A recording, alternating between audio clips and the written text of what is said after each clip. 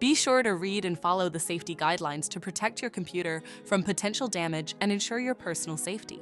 For more information about safety guidelines, see the owner's manual at dell.com/support. Before you begin, turn off the computer and disconnect all the attached peripherals. Before proceeding, ensure your computer is in service mode. To enter service mode, press and hold the B key on the keyboard and then press the power button. Now, the computer will boot up and the owner tag information is displayed on the screen. Press any key to proceed. The computer will emit 3 short beeps and shut down, indicating it has entered the service mode. Loosen the captive screws holding the base cover in place.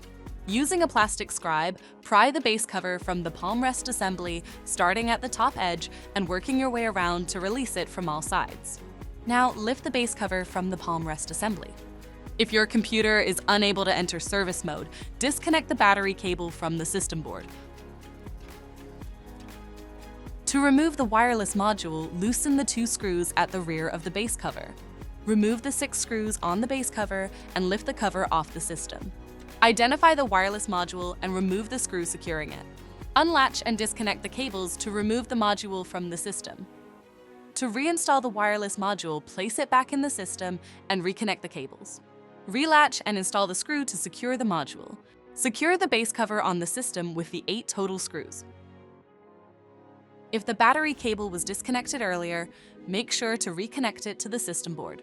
Next, align the base cover with the palm rest assembly and gently place it into position. Tighten all required screws to secure the base cover in place. To exit service mode, connect the AC adapter and press the power button.